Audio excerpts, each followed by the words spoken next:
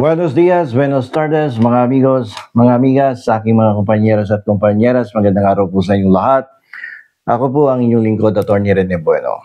Kamakailan si Senator Amy ay nagbanggit na marami daw babaliktad dyan sa Senate Blue Ribbon Committee ng mga testigo. Kung totoo to, malaki ang magiging epekto nito sa investigasyon, sa kredibilidad ng Senado at sa rule of law mismo. Pero teka lang, legal ba ang ganitong recantation? Yung pagbawi ba ng nauna mong salaysay at iibahin mo sa pangalawang pagkakataon? Pwede bang baligtarin lang ng testigo ang kanyang salaysay? At paano kung may pananakot o pamimilit sa likod nito? Yan po ang ating tatalakayin ngayon, ang legal na anatomy ng witness recantation at kung bakit ito hindi basta-basta lang kwento ng politika, kundi usapin ng batas, ng integridad at hustisya. So medyo mabigat tong sinasabi ni Amy dahil may lumalabas, may advanced knowledge siya agad no, na alam niya kung sino yung mga babaligtad ng mga testigo dyan sa Senate Blue Ribbon Committee. At paano kaya nalaman to ni Manang Amy, no? Na may mga babaligtad na mga testigo dyan sa harap ng media, sa harapan ng Senate Blue Ribbon Committee. So ito po yung may kaugnayan to doon sa flood control law probe ng Senado na kung saan, sabi nga ni Manang Amy, babawiin ng mga testigo ang kanilang mga naunang testimonya. So ayon kay Manang Amy, hindi daw kakayanin ng iba yung pressure sa kanila eh. At may nagsasabi na natatakot o pinipilit na baguhin ang kanilang mga pahayag. Ito ay kasunod ng mainit na investigasyon ng Senate Blue Ribbon Committee sa umano'y anomalya sa mga proyekto ng flood control na pinondohan ng bilyong-bilyong piso. Pero kung mapapansin mo nga, itong pondong bilyong-bilyong piso na to, hindi naman talagang napunta sa dapat puntahan na mga proyekto. Merong iba ay inumpisahan, hindi natapos. Yung iba naman ay talagang hindi inumpisahan at ang pondo ay napunta lamang sa mga ilang politiko at public officials. May mga testigo naglabas ng mga dokumento at testimonya na nagdidiin sa ilang opisyal sa ating pamahalaan at ilang mga kongresista, pati ng mga senador kasama dito. Ngayon, kung totoo ngang may mga magre-recant o babawi sa kanilang naunang salaysay, ibig bang sabihin nito ay magbabago lahat, no? Ang sitwasyon ng paano nawala yung pondo, di ba? At ano ang ibig sabihin nito sa ilalim ng ating batas? At bakit napaka-delikado kapag ang mga testigo ay bigla na lamang bumabaliktad, no? At iba na yung sasabihin sa susunod na kanilang pag-appear dyan sa isang committee. Sa ilalim po ng batas, ang tawag natin dito sa recantation ay yung pagbawi ng isang testigo sa kanyang mga sinumpaang salaysay o affidavit. Ang batas at ang mga desisyon ng Korte Suprema ay malinaw po. Ang recantation ay madalas pinaghihinalaan yan. Hindi yan basta-basta pinaniniwalaan. Marami na din kasing lumabas na desisyon ng ating Korte Suprema na medyo hindi binibigyan ng mabigat na timbang yung mga recantation. Ibig sabihin, kapag ang isang testigo ay biglang bumawi sa kanyang mga naunang testimonya, hindi agad tinatanggap ito ng korte o ng investigasyon. Kailangan kasi munang alamin. Bakit siya bumawi? Hindi to laro katulad nung sa Itbulaga na laban-bawi, bawi-laban. Nagkaroon ba ng pananakot sa testigo? O nagkaroon ba ng suhulan? O tunay lang na nagkamali yung testigo? Kasi nga, aanga-anga. Sabi ng Korte Suprema sa kasong People versus Napat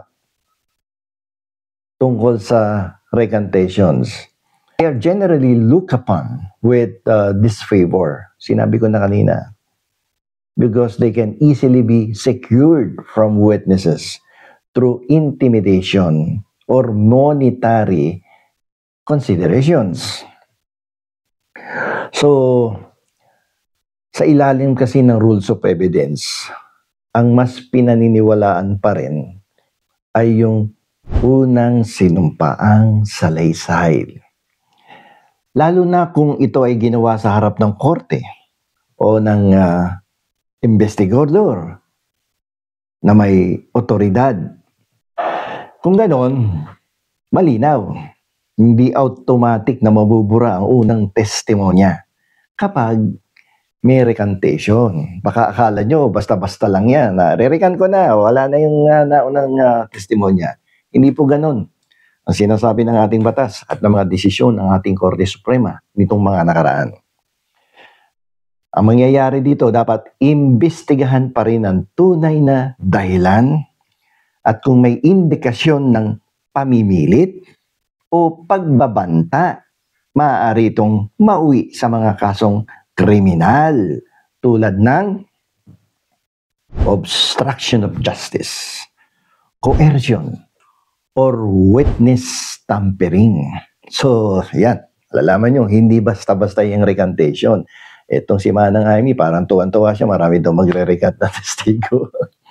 Ngayon, dito na magiging seryoso ang usapan. Kapag may nagsabing, pinilit akong bawiin ang sinabi ko, o kaya may banta sa pamilya ko, kaya nagbago ako ng isip. Pasok na ito sa tinatawag nating witness tampering or obstruction of justice. Medyo mabigat yan. Hindi basta-basta yan. Kasi sa ilalim ng Presidential Decree 1829, may parusang kulong yan at multa sa sinumang humahadlang sa investigasyon, nagtatago ng ebidensya o nang hihikayat sa testigo na magsinungaling o magbago ng pahayag. Kasama na rito yung mga nananakot, nagbibigay ng pera o gumagamit ng impluwensya para maimpluwensyahan ang testimonya ng isang testigo. Ang mga ganitong aksyon ay hindi simpleng political move. Ito ay malinaw na krimen laban sa hustisya. At maaari pang mauwi sa kasong perjury o ang recantation ay magre-resulta sa dalawang magkasulungat na sinumpaang pahayag. So, nag-recant ka, akala mo makakabuti, mapapasama pala, madedemanda ka pa. Posible ka pang makulong ngayon. So, ang recantation ay hindi basta lang bawi ng salaysay. Sa madaling salita, kapag ang isang testigo ay nagsabi ng totoo noon, pero ngayon ay sinungaling na ang bagong pahayag o kabaliktaran, may pananagutan siya sa ilalim ng Article 183 ng ating Kodigo Penal dito sa ating bansa sa salang perjury. Kaya kung totoo man ang hula ni Senator Jaime Marcos na may mga magre-recant, dapat ding alamin ng Senado kung sino ang nasa likod nito. Manghuhula na ba ito si Manang Amy at mahilig manghula na may mga testigong magre-recant at babawi sa kanilang mga unang salaysay? Mukhang siya na ang pumalit kay Madam Auring. So, sino ang nakikinabang kapag ang mga testigo ay bumabaliktad? So, ingatan niyo yung mga testigo niyo. Baka mamaya, nagtatumbling yan para mga dancer, no? Parang Bong Navarro style at Jong Hilario. Sa ilalim ng Article 6, Section 21 ng 1987 Constitution, may kapangyarihan po ang Senado na magsagawa ng mga investigasyon in aid of legislation. Ito, madalas na natin itong binabanggit at napag-aralan na natin to sa previous vlogs.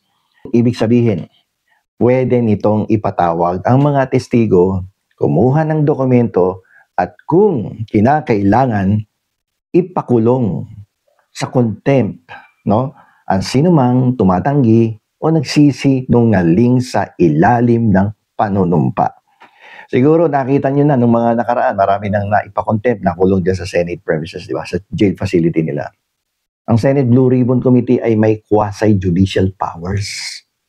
Pwede itong magtanong, pwede itong mag-cross-examine at magrekomenda ng criminal prosecution sa DOJ o kaya sa ombudsman. Kung may mga testigo na biglang babawi ng testimonya, dapat magsagawa ng executive session or closed-door hearing para malaman kung may banta, kung may tumatangkang impluwensyahan sila o kung may lumalabag sa Witness Protection, Security, and Benefit Act.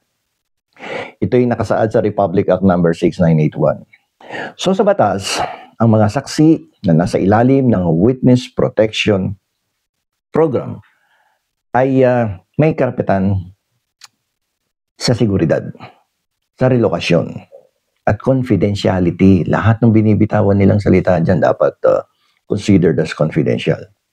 Ngayon, kung may panggigipit sa kanila, ito ay malinaw na paglabag sa batas at maaaring magresulta sa karagdagang kaso laban sa mga nagbabanta. Okay? So, maraming implikasyon yan eh. At pwedeng magkaroon ng political implication yan. So, nagkakaroon ba ng pananakot? Ito ba ay isang estratehiya lamang ng mga kakampi ng testigo na yan o kalaban ng testigo? Ay, alam niyo po sa politika, hindi po bago ang ganitong mga pangyayari. Madalas ginagamit yan ng mga politiko. Tuwing may malalaking investigasyon, lalo na kapag malalaking pangalan na ang nasasangkot, ano yan eh, biglang may mga testigong nagbabago ng salaysay. So, huwag niyong asahan na magiging consistent yung mga ibang testigo dyan. Pabago-bago yan. Depende yan sa dikta ng mga nag-uutos na yung ilan ay allegedly politiko. So, ang tanong dito, ito ba ay dahil sa takot o dahil sa taktika? Takot or taktika? Kasi minsan ginagamit din ang recantation narrative bilang depensa, parang sinasabi sa publiko. Hindi na totoo ang mga sinasabi ng testigo. Bumabawi na siya. Eh ano ang epekto? Humihina ang investigasyon at nagkakaroon ng public confusion. Dapat sa susunod na hearing, maging agresibo ang Senado sa pag-iimbestiga kung bakit biglang babawi ang mga testigo. Hindi yung tanggap-tanggap lang ng basta-basta ng recantation. Dapat merong independent investigation. Hindi pwedeng tanggapin lang ang recantation na para bang isang normal na pangyayari. Ang mga investigador, lalo na mga abogado dyan sa Senado, ay dapat pong gumamit ng cross-examination techniques upang malaman kung saan nanggagaling ang mga pagbabagong ito. Yung mga recantation, yung mga pagbawi sa mga unang salaysay. So, yung skills ng abogado dapat mangibabaw dito, yung cross-examination techniques.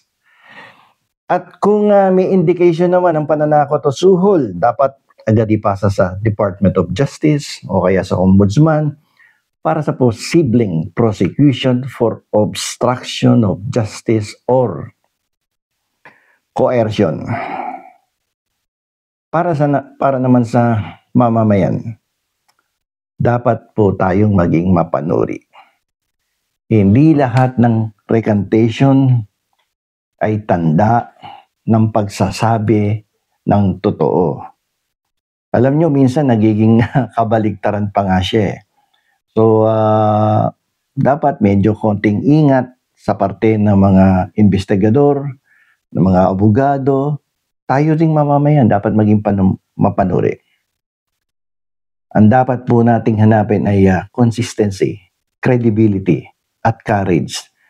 Dahil ang katotohanan, minsan, kailangan ng tapang para ipaglaban. Mga kabueno, malinaw na ang isyong ito ay hindi lamang simpleng politika. Ito ay pagsubok sa ating sistema ng hustisya.